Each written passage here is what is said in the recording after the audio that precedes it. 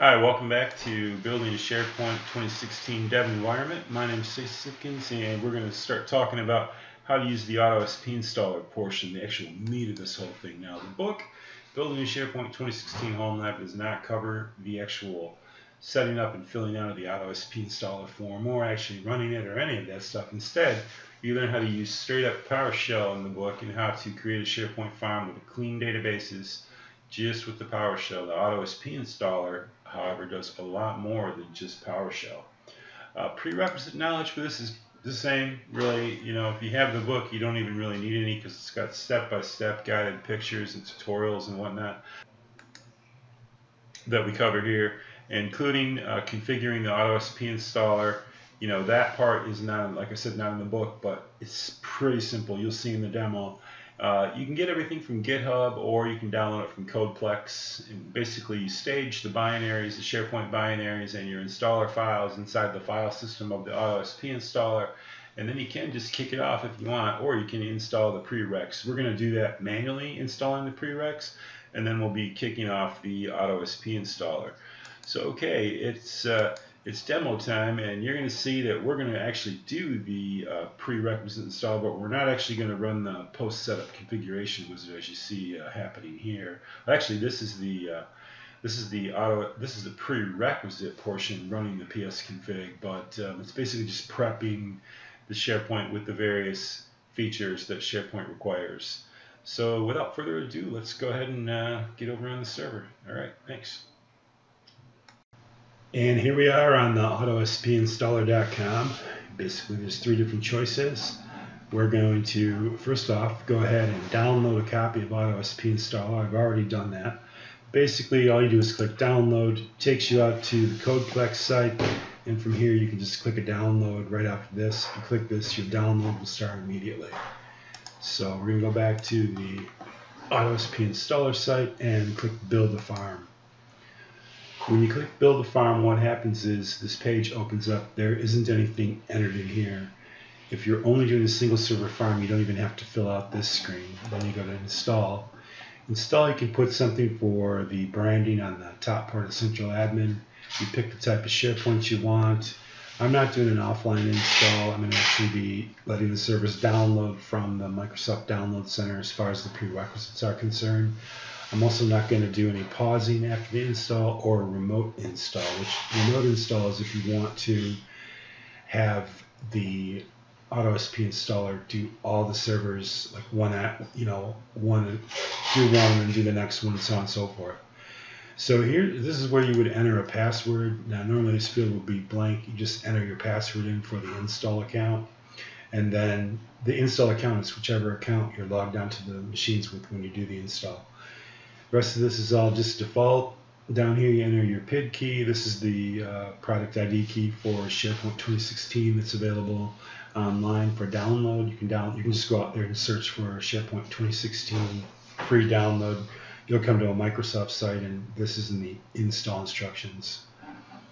On the main screen, you just put your farm password, passphrase in, and you want to be careful. All these are all going to be Contoso something. They're not going to necessarily be your accounts that you're using. You're going to need to enter the password here. And so, like when you enter the password in, it actually shows up. So that's why I just put enter a password there. You're going to want to go through and set a database prefix, maybe prod, dev, whatever, and then make sure you keep an eye on all of these accounts. Right here, these accounts are kind of the most important. Well, they're very important. They're not the most important, or I don't know if any of the accounts are more important than the others, but this is the one that's going to run all of your SharePoint services. This is the one that's going to run your site application pool, and this is the one for the My Site application pool, and then search application pool. Again, you're going to enter the passwords for all these various accounts right here, and after you're done with that, then you're going to go to the next screen. Here, you're going to tell it what you'd like to provision, on which servers you'd like different things provisioned. So here I have distributed cache. I don't really want that to be on this app search, so I'm just going to check WFE DC. Claims to Windows token servers I'm not too concerned with. The workflow timer service, I want it on all my machines, and the same with the web application service. I want to be able to have the search server be able to crawl down through, and in order to do that, it's got to have the web applications on there so that IIS will spin up the websites. SMTP service, right now I'm not going to worry about that. We can do that later. So we're not going to enable outgoing email. As far as minimum roles go, remember we're going to do the November 2017 CU, although you can achieve this with November 2016. And we're going to have the front-end distributed cache and the application with search on the 2 different servers. As far as logging goes, normally it's best practice to put logging on a different drive other than C, but I'm not going to in this case. We're going to do that later. We'll add some drives to the server and then use PowerShell to move this logging off in another video. As far as web applications go, it comes default with Portal Home and My Site. You need to be careful in here to make sure you modify the domain to your domain, otherwise you're not going to have a site that resolves when it's done. And then down here, you want to come down here. This is going to say portal.contoso.com. You're going to want to click that, and you're going to want to come in here and modify accordingly. You're going to do the same thing with the My Site host. There's really nothing special in here at all about this. It's just basically filling out the information, changing to whichever domain you're using. Manage metadata. So I'm doing a server farm with 2 servers in it. One's going to run the application and search minimum role. The other one's going to run the WFE distributed cache server role. I'm just going to put manage metadata on the app search, and then we'll see how that plays out after we're done. User profile service, again, it's just going to go on the application server. I did fill in this information about the My Site host, although you could leave it blank. It's really, you know, you're up to you. It's your whatever that word is. And then here on usage and health, I did the same. I just put it on the app server, state service, search service. Okay, so you don't have to fill out this contact email. You can, if you have one that you want to have it put into the searcher, you can configure it after you're done. And as far as the index location, if you want to specify, say, a different drive or something, you could do that at this point. It's a lot easier to do it here than it is to do it after the fact, but it's still not impossible. As far as reduced and partly reduced, I'm going to go with reduced because I want my low, small resource home lab server to not have as hard of a time. Search service application, you can modify any of this stuff to your liking. I would leave default alone though. Right here, I would not change that. Keep an eye on these domains. It's going to say Contoso. It's going to be some other account. So you're going to want to come through and you're going to want to fill it out to everything that makes sense with what you're using. Like obviously your password's not enter a password. It's probably some cryptic alphanumeric thing. And then the search center URL, you can just leave that blank, or you can spin one up if you're going to create a search center, which if you were going to do that, you'd need to come back over here and add a web application and create a search center in it. Okay, so we're not going to do that right now. We're just going to leave it blank. And then down here, you need to put these services, these different search components need to go on servers. So in my case, because I'm doing minimum role and app search is the server that's going to run app search, I need to use it for all of my choices. Unless I was doing custom, if I did custom for those roles back here in the min role, if I were to do custom down here and it said custom on these 2, then I could choose whatever I wanted to in here and it would make no difference. So secure store, hopefully this is starting to make some sense. And then I'm just going to click down through app management. I'm going to let it go on both. We'll see what happens. You know, I'm not exactly sure if this is going to blow up on us or if it's going to work fine. Subscription service, we're going to let that go through just like it is. Word automation, yeah. Okay, PowerPoint conversion. And Visio. Again, keep an eye on these accounts. And same thing here. And now this one, we didn't put the full text. I forget exactly what it's called in SQL, but there's another service in there that you can provision up inside your instance. It's like full text something or another. I think this is going to bark at us about that when we run this, but we're going to go ahead and run it and see what happens. Performance point, and again, you put in your information. And so that's basically it. And once you're done with that, what you need to do is come back to the home page, and then you click in the, you click in here, you don't come back to the home page. You stay right where we were before. And you come down here, review and download, and you're going to download all of this into an XML file. Okay, so we'll do that here in just a moment. I'm going to, basically I'm going to download it, and then I'm just going to replace this enter a password with my password. So, you know, to download, basically just come in here and Control A. That'll get everything in there. And then you can copy and paste that into an XML file. I'll see you on the server. Alright, so here we are on the SharePoint server, and what we've done is I've downloaded the November 2017 CU into this folder. I'm just going to grab both of these, both the language dependent and language independent. I'm going to copy them over to the inside of the AutoSPInstaller location in the 2016 in the updates. Okay. I'm going to paste them right in here, and they're going to move over there. And while that's happening, I'm also going to look and see that I put all of the SharePoint files inside of the SharePoint directory inside there, and that's all there is to getting this ready on both servers. So let me jump over to the WFE while that's happening and take care of it there. So here's all the SharePoint stuff that's inside the SharePoint directory in this updates folder. I need to get those updates. I also have them here on this server. I'm going to grab them both from here, copy them, and I'm going to put them inside of the updates location right here, and paste. And then after they've finished, we'll be ready to copy over our XML. And actually, there's nothing to stop us from getting our XML right now. So on this server, or on this machine here, I've got the XML files, and I'm also going to jump on the app server because that one seems to be taking a while.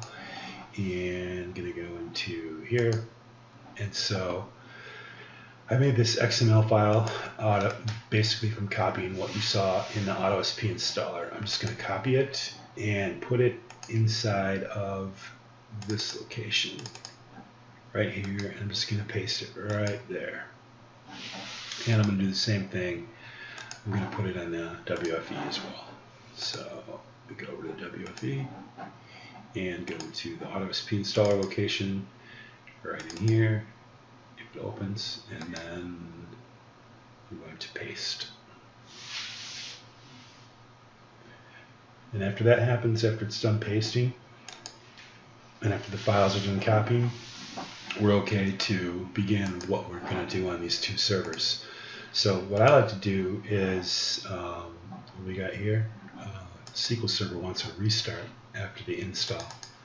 So, okay, so we can go ahead and we can close this and let the SQL Server restart. After it restarts, then we'll be ready to go ahead with getting things set up in SQL and starting the SharePoint binary installation. So there's one more thing we need to do on the SQL Server, and that's give the installer account sysadmin rights in there. So we also need to get the SSMS tools on here so that we can actually access the SQL Server.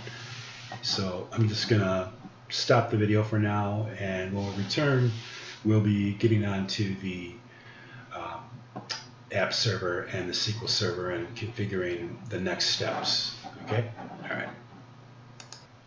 So we need to get the SQL Server Management Studio on the SQL Server. We can either download the SQL Server Management Studio 2017, which is backwards compatible, or we can hop over onto the SQL Server and get the management tools right out of the installation binary. So let's just go ahead and do that. We'll go ahead and get on the SQL Server and get that going. So I'm going to open back up to the installation media and open, and I'm going to run this as administrator. There we go.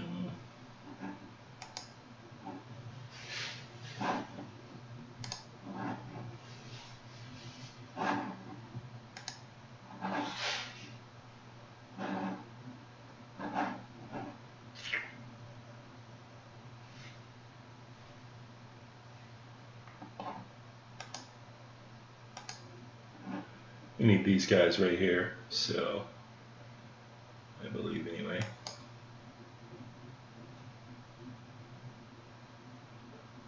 a link to install the SQL Server Management Studio. Could be that same page, I bet you. Let's see. Maybe not.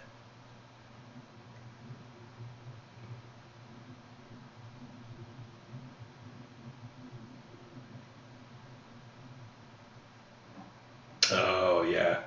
So this fun little friend right here can be a pain in the you know what. So what I'm going to do is I'm just going to stop for a moment. I'm going to come down here and go into the local server manager.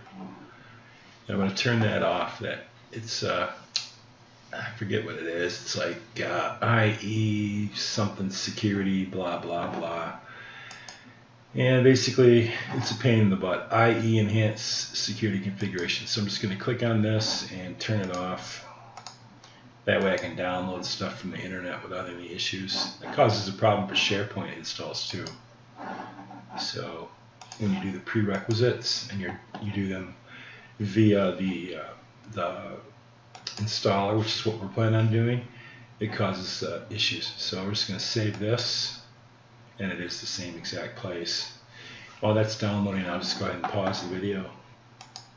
So the install is really a straightforward process. You just install, and I mean, that's pretty much it. Then we just wait for it. I'm gonna pause the video again. So the SQL Server Management Studio has completed its install. Let's hop back on the SQL box and take a look. Alright, so let's go ahead and do SSMS and see what we get. There we go. We're going to pin that to the start and to the taskbar. Alright. Let's get in here and get inside our SQL Server.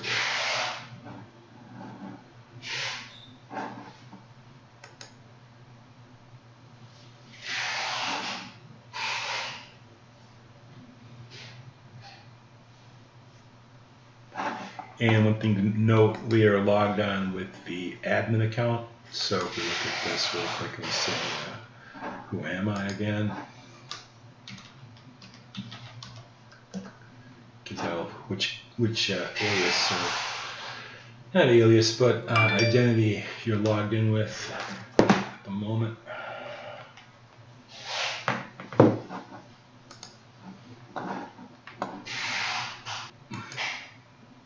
So the first time you run the Management Studio, it takes a little longer than normal. And this is the first time we ran on this server, so it's checking out a few settings. I don't actually know what they all are. I just know that's what it does. So here we go. It's loading some settings. This may take a few minutes. Or maybe it should say, this may take a few minutes. I don't know. Depends on the day, time of day, as far as how that statement comes across. It should just say, wait, please wait, ... Or working on it. No, it's okay. I don't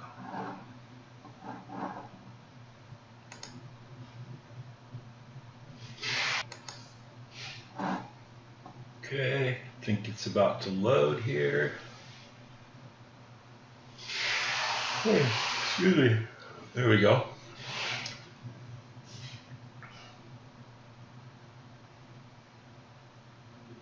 All right, so we're going to log into this server. That's the account we're going to use. Connect. Hopefully everything's going to work fine. Now sometimes after one of these guys reboots, the configuration service, or rather the you have to access the configuration manager because SQL services aren't started, and you have to get them started. But that doesn't look like to be the case here. Looks like it's going to open up. And this is a home lab, so it's a little slow. In a production SQL, you have a lot more memory. I mean, the amount of memory on this server is stupidly low for a SQL server. So the SharePoint install is going to take a long time too, and I'm probably going to have to just let the video run and then just speed the video up after it's completed. So what we're going to do is we're going to add a login for the SharePoint installer account. So I'm going to right click on that, and then I'm just coming over here, and we're going to add this login momentarily as soon as this opens up.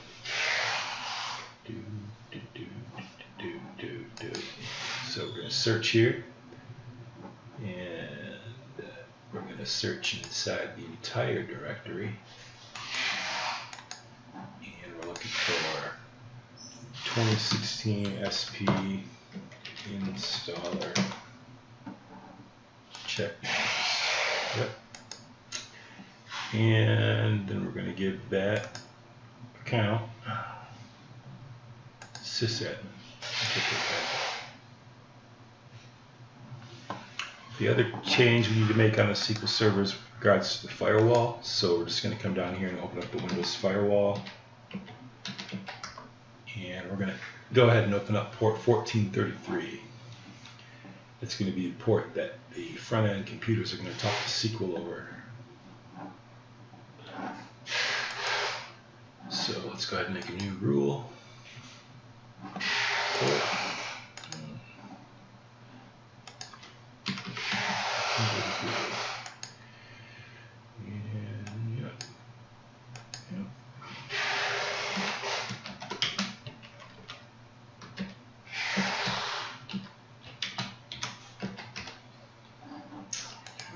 Let's do it one more time.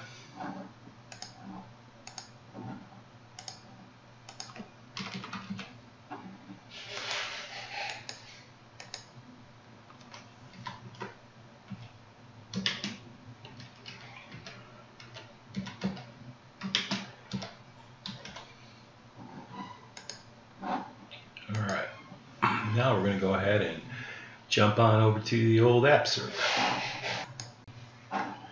And with the app server, we're going to open up a command line and just tell that to the SQL Server to see that we can connect on port 1433. And more than likely, telnet's not going to be recognized as a command. Let's see, telnet 2016 SQL port number, and it's not recognized as the name of a command. So let's install it. And you know, some of this stuff is in the building SharePoint Home Lab. The running of the getting on the servers from the KeyPass is not in there, and the way we install it here with the AutoSPInstaller is also not in there. But there's a lot in Troubleshooting SharePoint that goes over some of the issues you can encounter when you're using AutoSPInstaller or using the building a SharePoint Home Lab PowerShells. We're not going to use those during this install, but they are certainly good to know. So I just thought I'd mention that since we had a little time there. Let's try this telnet again. Now if this works, the server will just, the screen will just go black. Oops, we're going to do SQL 1433. Yep. So that's working. So it's able to talk to that SQL server. So another thing we can do too to test SQL servers, we can make what's known as a UDL file, and we'll do that in another video. But basically, just make a new text file here, and then you change the text document to .udl instead of .txt, which allows you to do some testing connecting to SQL. Okay, inside this SharePoint server, we've got the binaries loaded in for the AutoSPInstaller. They're loaded. Here's the zip file, but then we unzipped them to here. We copied in the SharePoint binaries here, and we copied in the updates here, and we also copied in the XML file for the demo, this demo that we're doing now here. And the way we made that demo was we just took a text file and we saved all that code from the AutoSPInstaller into it, and then we saved that file as a .xml file, and that's all there is to that. You might have to maybe rename your file and change the file extension, answer yes to this file might be an unusable thing, maybe. It just depends on how you make yours. So one thing I do to save time is I always come down and run the Prerequisite Installer. So we're just going to right click on that and run as administrator. Click yes. And we're going to click next and accept and next. And you can do this in unison or in concert or asynchronously. And I'll jump over to the WFE and do the same thing. So we're in the process of putting the binaries for SharePoint on the server now. So this can be done at the same time for all servers in the farm. If there were more servers in the farm, they could be having it done as well. So anyway, so we're going to let that run. The servers are going to reboot a couple times, and you'll see. So while that runs right there, I'm just going to go ahead and pause the film. I mean, basically the only thing that you're going to miss out on is this is going to change to the various roles that it's installing in the server. Now, if I run into any kind of issue or anything that like weird happens, sometimes can happen if for whatever reason the server couldn't reach the internet, which isn't the case here, but if it did, then this would stop and it'd be a failure. But I'll show you at each step of the way before we reboot where things are at. So there's no point in watching this exciting green line go across the screen. Here we are on the WFE, and it has configured the IIS role successfully. It gave us a download error on the native client. So that might be an issue that we might have to deal with. It could be, it probably has to do with, we have this local thing, this internet policy enhanced security business. So let's see, it's probably turned on this guy.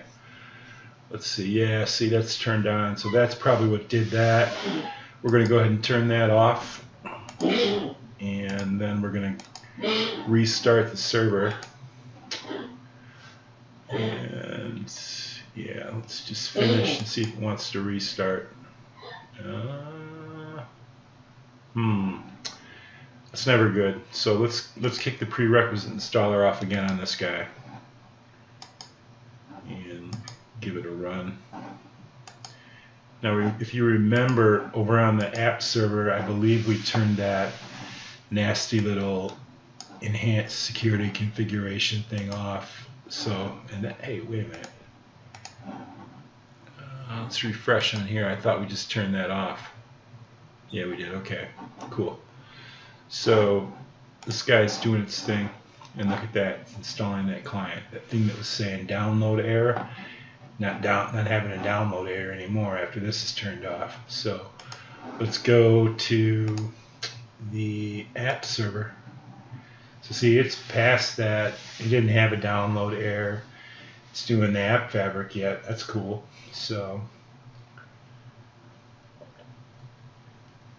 I'm going to go ahead and pause again.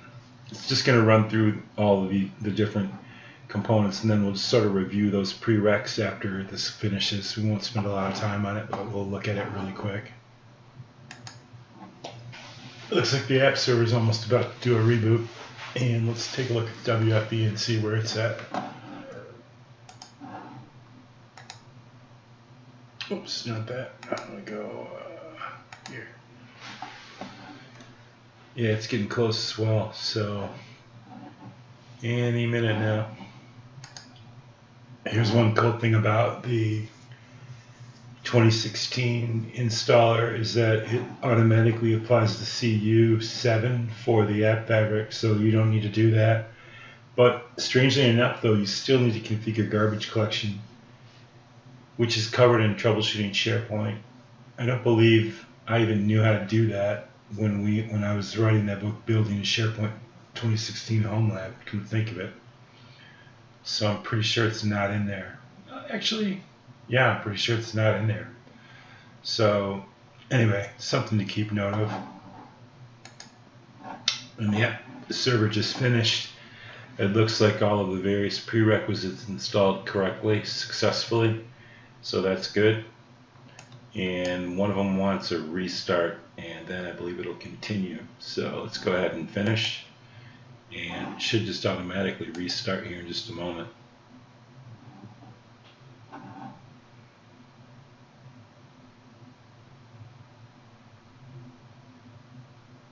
Yep, there we go. So once it restarts, I'll resume the video and we'll see. Actually, let's check on the web front end and see where it's at. So we'll minimize minimize that guy and come over here. So it's a little bit behind, not too far. So eventually both servers will have the prereqs on, and then we'll go ahead and kick off the AutoSPInstaller. I know earlier I said that we were going to run the setup, but I figured, yeah, we've got the AutoSPInstaller on here. Let's just go ahead and do that. If we ran the setup, we'd just have to basically key in the product ID, but yeah, that's just half a dozen of one and 6 of another. So anyway, no big deal. This is just going to continue here. It's riveting watching these green bars go across.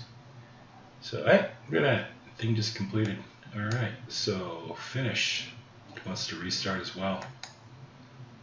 All right, this seems to be running a little faster than the app server. One thing you can do too is you can hop over to the PowerEdge while this is taking place, and you can actually sit here and try to connect to them, and we'll see what's going on. So this one hasn't really restarted yet, because if it had, the screen would be black, Hyper-V would be displayed. So, and the WFE connect, same situation here. So they're in the process of doing the reboots. So here we are back on the PowerEdge, and you can see that the app search is black. So it is in the process of restarting. Now the web front end though, oh yeah, it's restarting too. So I was looking down here and I saw the gray screen. I thought, well, maybe it's restarted already, but no, it's still in the process. So they're both in the process of restarting. Once they're back up, then we'll go ahead and we will log into them. Looks like the app search is thinking about it. So that's kind of the cool thing about PowerEdge, because right now it won't be possible for me to RDP to this, as it's not all the way up yet. Same thing with the WFE. I wouldn't be able to make a remote desktop connection to it because it's not up yet. It's just rebooting. Let's go ahead and see if the app search is ready. So I'm thinking it is. I was just looking at it on the PowerEdge and it looked like it was coming up. Yep, looks like it's ready. So here we go, we're logging into it. And what should happen is the Prerequisite Installer should pick back up automatically and kick off with, it's important to log in with the same account that you just ran the install with. And once again, that installer account was a local admin on the machine. So very important that that's the case as well.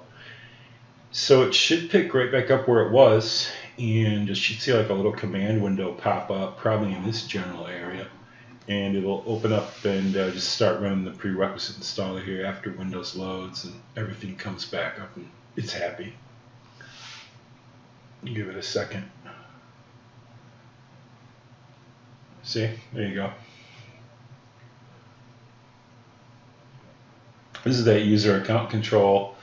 In building the SharePoint Home Lab, we talk about how to turn that off. That's something you might want to do, but in production environment, I probably wouldn't do it. But, you know, if you're behind a firewall and you have all sorts of security and whatnot, I don't know if that's really that big of a deal. But don't take it from me. I'm not the end-all, say-all of security on servers by any means. I can get going on a rant there. I'm not going to talk about that, though. Okay, here we go. So we just need to wait for this to run. When it's finished, it'll say successfully completed or something like that. I'll show you the screen. And then after that's done, we're going to kick off the AutoSPInstaller. I told you that once it was finished, we'd see installation complete. So that's cool. It's always good to slip down through everything and see if there's any errors. So everything got configured successfully, and then nothing else was needed on any of these other guys. So everything's fine. If there's any time there's errors, usually it gives a log of what's going on. So it's telling us we should update our operating system. We'll do that later. We won't videotape that exciting experience. And right now I'm just going to click Finish, and going to go ahead and come down here and open this up. And let's see, while we're waiting for that to open up, let's go see what's going on with the WFE, if we can get onto it yet, or if it's still, yeah, it's still restarting, looks like, because it should pop right open. Let's check the power edge and see what it's saying. And it looks like, yeah, it's still trying to start up. Yeah, it's getting close though, so that's cool. When we run the AutoSPInstaller, we can only run it on one at a time. You can't run it at the same time as you can when you run the Prerequisite Installer. So something to keep in mind. So let's go over to the app server. And we got the window open. Nice.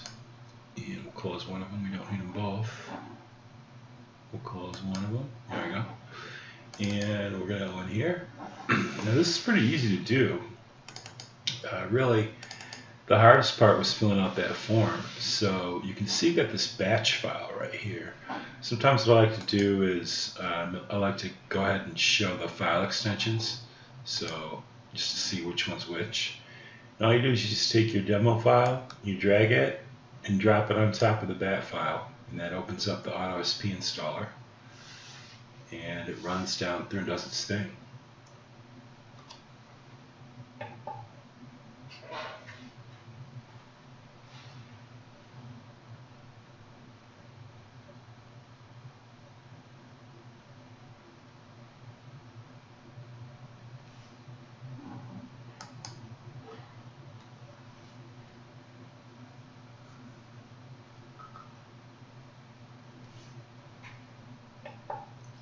It's got a nice little output to the screen, sort of letting you know what it's doing. It really does a lot to your computer for your server for SharePoint. I mean, it is a godsend. It's so much easier than running the PowerShell scripts. But I would definitely recommend, if you don't know how to install SharePoint with PowerShell, I would definitely recommend building a SharePoint Home Lab and following the guide in that book, because it goes through setting up central admin and setting it up with clean databases. You know, not that if you do the wizard, you get you can get a nice clean config DB, but then your content DB has this GUID attached to it. Whereas if you use PowerShell, that's not the case. Just like here, it's not going to have a long GUID behind it either. So you can see it's starting to run the setup right there. This is the part that we could have done. But the nice thing about the AutoSPInstaller is it's already got that PID in there, that product ID key. So it's just going to run right through it. It's really cool. But we can't do this part right here. We could do at the same time on both servers, but we couldn't do it with AutoSPInstaller because it's going to proceed right from here into running the post setup configuration wizard, or psconfig GUI, or psconfig, however you want to do it. But it's going to do it.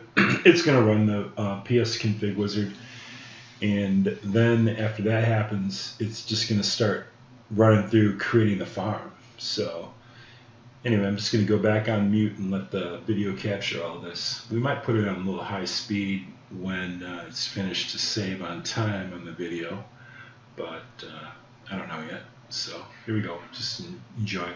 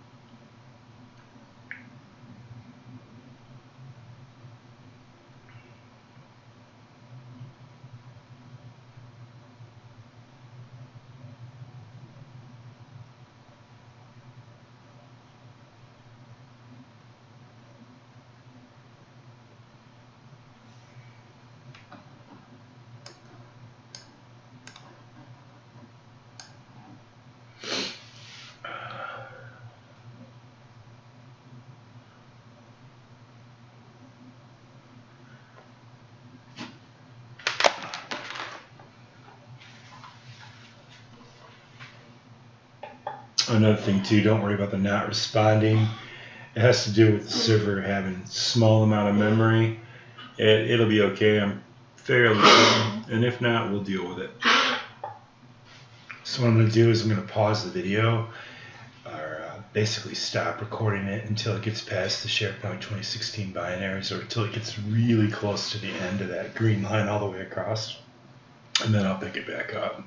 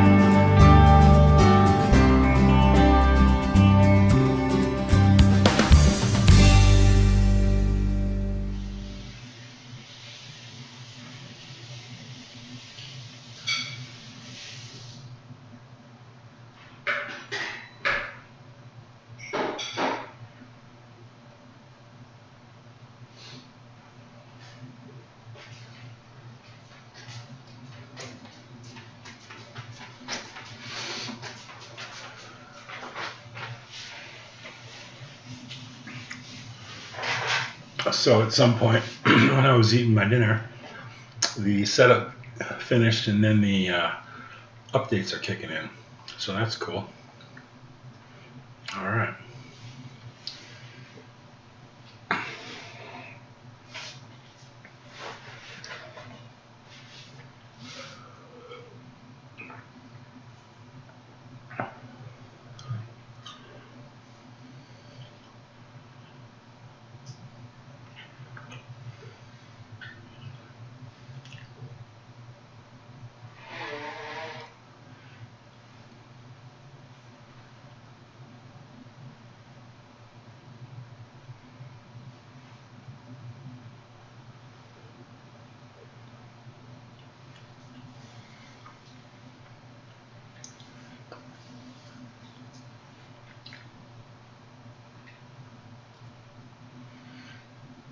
SharePoint 2016 has a language dependent and a language independent update in order to apply the November 2017 or whatever CU you want to apply.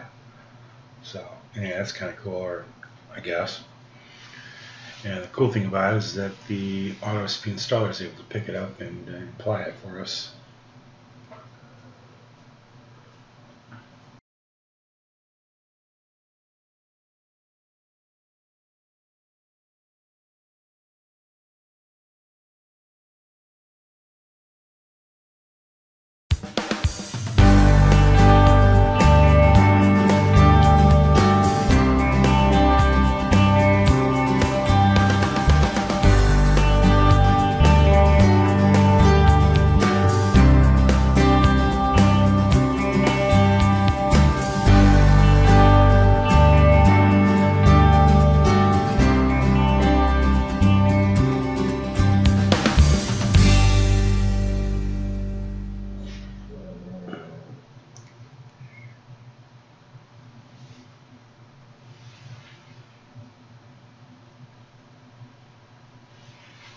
I think maybe what we'll do in an upcoming video is we'll do an install of a farm, but we won't use AutoSPInstaller. Instead, we'll use PowerShell to install the entire farm, similar to the way we did in building a SharePoint home lab. There really isn't, I don't know, a whole lot to that either. It's just running a few scripts, and then you run one script that makes the config DB and the content for central admin, and then you create the managed service accounts, and then after that's done, you run the script to create the service applications, and then the farm is created. But this script does so much more. You know, it looked to see if that app fabric was at CU4 or higher.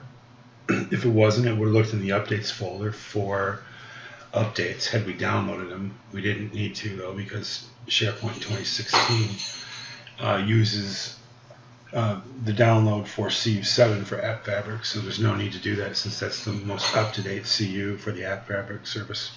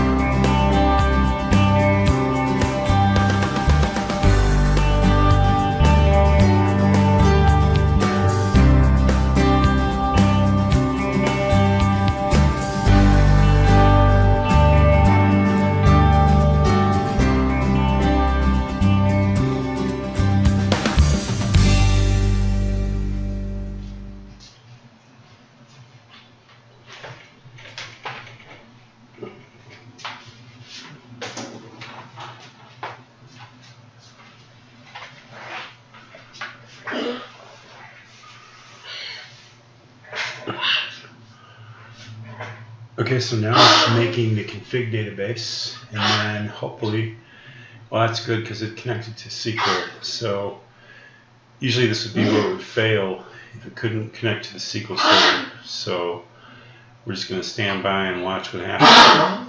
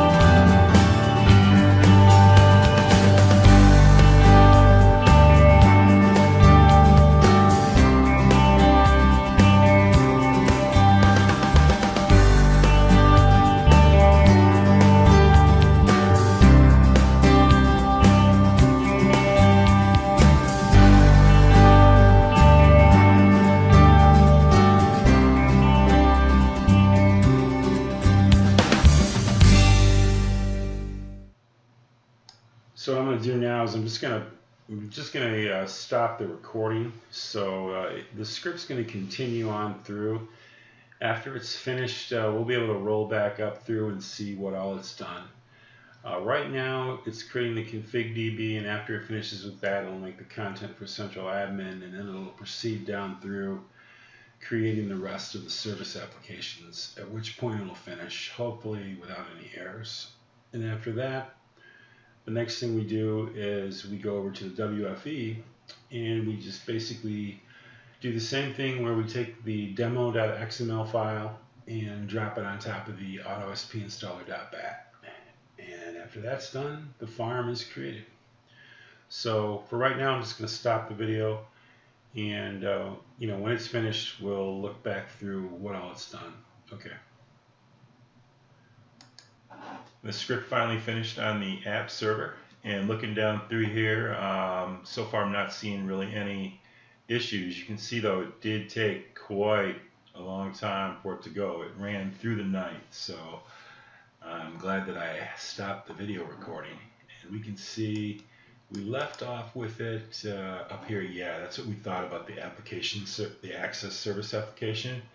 So it needs that full text search, as I mentioned before. So what we can do is we can put that in place, and then we can go ahead and kick off the script one more time, and it'll just create that access services for us. I'm not going to bother with demonstrating that here on this, but I will show the access service application as up and online in the farm after we do this.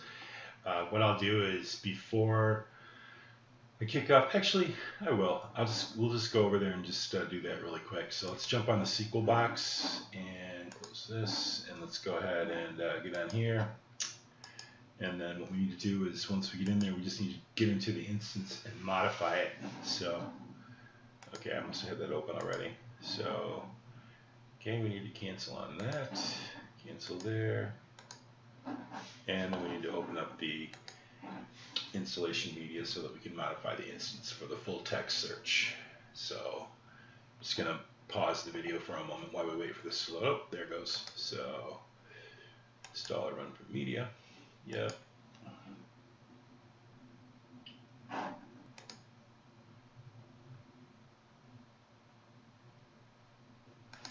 Okay, so now what we need to do is go here, and then we're going to add features. So that's what we click. You just have to wait a little bit. It's part of that whole patience thing with being a SQL, whatever, DBA person. And then we're going to go ahead and check the rules, whatever that means.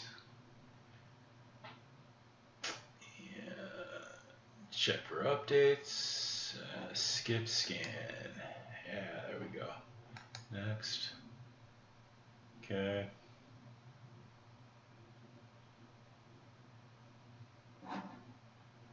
Alright, no problem there. We already know we can connect to that. We just built a farm through it. So we are going to add features to this server. We're not making a new instance. We're adding to this current instance. So we're going to click next. And we're going to add this full text semantic extractions next. Because that full text thing, that's what SharePoint was complaining about. See? Doesn't have that installed. So next.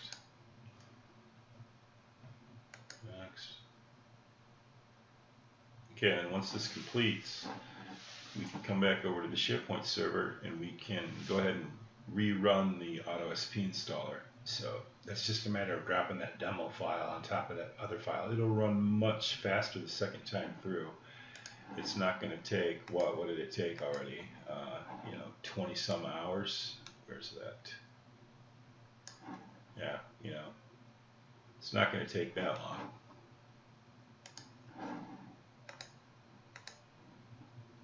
So it's almost completed. Once this finishes, then we'll resume the video, jump back over on the SharePoint box, and then rerun the AutoSPInstaller.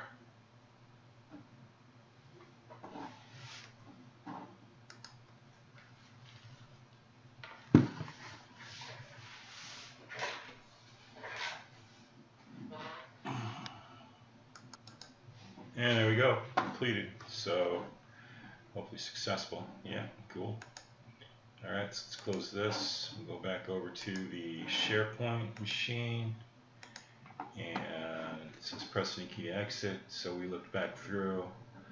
It looks like everything happened except for the one thing we thought, the access one, where we didn't have the full text search. But I sort of knew that ahead of time. I just couldn't remember if it was 2016 or some other SharePoint that needed that. Everything else went by good though. So looking through here, it just took a while. So, and then here it waited, see, because it was waiting for me to prompt at some point during the night. So it probably would have happened a lot quicker than the time allotted down below had I stayed up and waited for it. And everything went through. It set the super user and super reader account for publishing. Made the my sites. Yeah, it's awesome. Okay, so I'm just going to close this. You can see back here it opened things up too. Okay, looks good. Wingtip Airlines, we're right on the tip of the wing. Nice. And my site, here we go. Close all tabs. Alright, so now I'm just going to run this one more time to get that access services created. Should go a lot quicker now.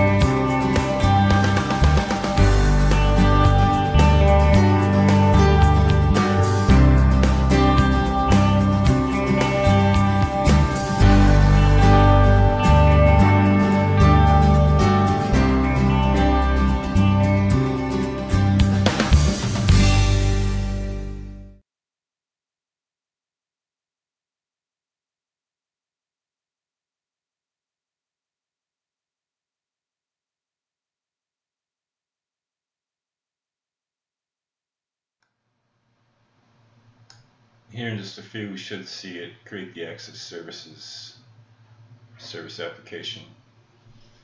It's just checking everything. This search piece always takes a little bit, but it's not actually doing anything because it's already.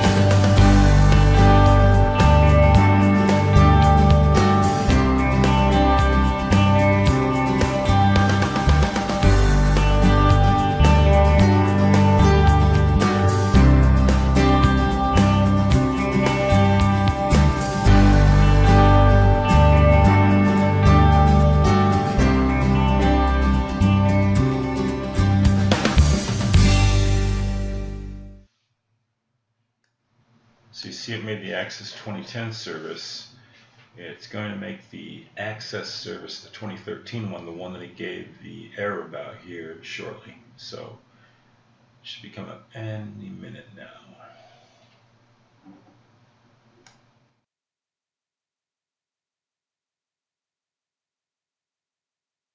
Okay, here we go. Moment of truth. Oh, but the application database server must, but mixed mode isn't enabled. Okay, no problem. So we'll fix that then. Not an issue. We'll go in there and take care of that in just 1 second.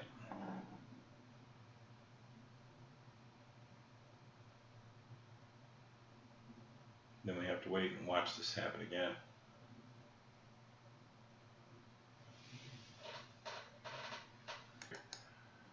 So it looks like the only thing we missed was I missed adding that mixed mode thing, and honestly I don't recall encountering this before, so at least that part. But anyway, what we'll do to put this turned on is we can go ahead and we can stop this. So just press any key, it says, and yeah, so you just click that, it means what any key is, and then we'll come down here, go into the SQL. Go ahead and close this. Go ahead and open up this SMS Management Studio, SQL Server Management. What's S stand for? Studio, that's right. Close that. And once this opens up, then we'll go ahead and change the mix mode. So,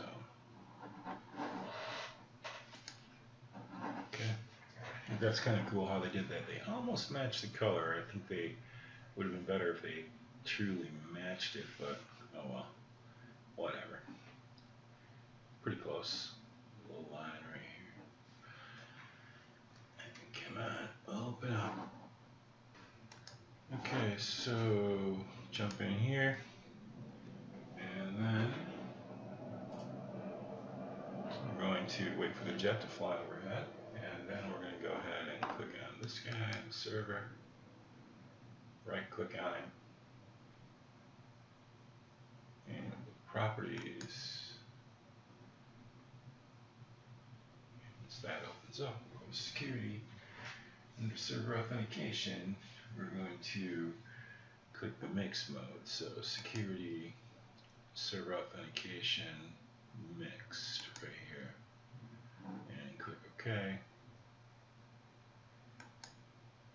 And so we're going to need to restart the SQL server apparently. And then we also want to go into security, logins, and on the SA account, which is this one, we need to go to properties. On the general tab, we're going to have to create and confirm a login. So we're going to go right here, enter that in.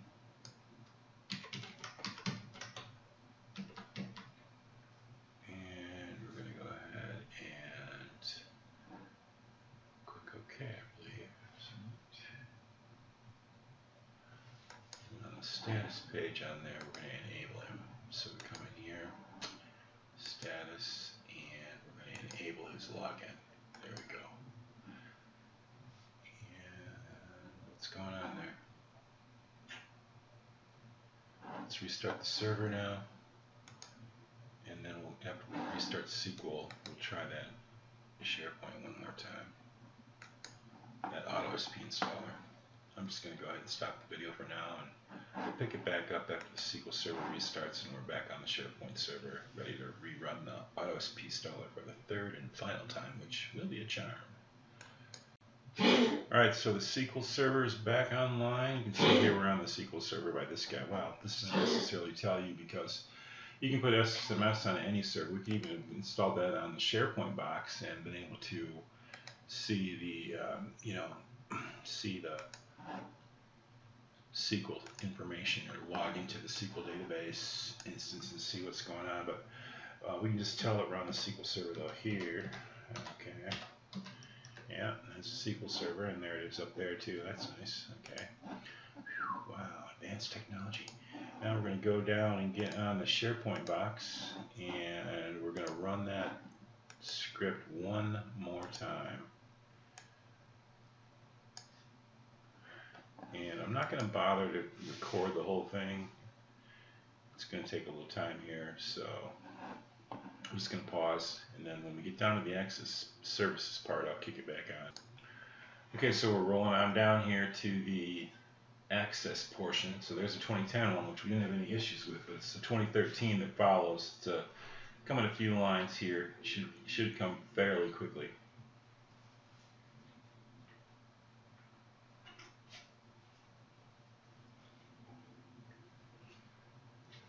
I think it's coming up next after this performance point.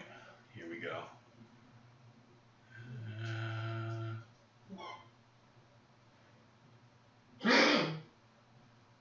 No, maybe I was wrong.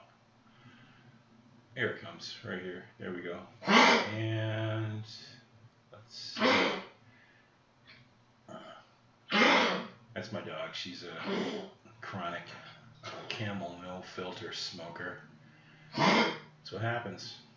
That's why kids stay away from cigarettes. You know, listen to that. You don't want it. You don't want that. Looks like this access services thing is gonna work this time. Watch it, red line. Oh no, hey, what do you know? Cool. So we need to have that full text and semantic extraction and the mixed mode authentication for that to happen. So everything is working now. And it's just going to open up the sites. Yep. Pretty cool script. Here we go, launching central admin. Boom. Gotta love that. Alright. The next thing you do is you jump over on the WFE and run the script over there. So that's what I'm going to do now. I'm just going to jump over there and run that script. But we're going to do that in whatever part comes next, and that's where we're going to have that one. All right, thanks for watching part 4, the Mega Marathon video. All right, talk to you guys later. Bye.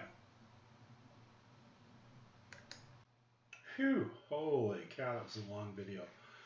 Okay, some of the key takeaways from step 4 are make sure that enhanced security feature is turned off. That way the Prerequisite Installer will download all the information that it needs to.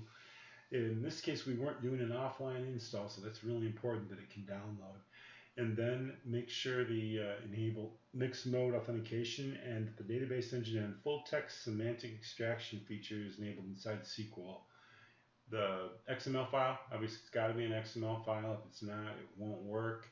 And you make that from the AutoSPInstaller. And of course, make sure all the references for the accounts that you're using and the domain you're using them in are correct inside the AutoSPInstaller. Once all those things are done and you have a properly sized SharePoint box and SQL Server, everything should be fine. I hope you enjoyed step 4, and we'll see you over in step 5. Thanks, bye.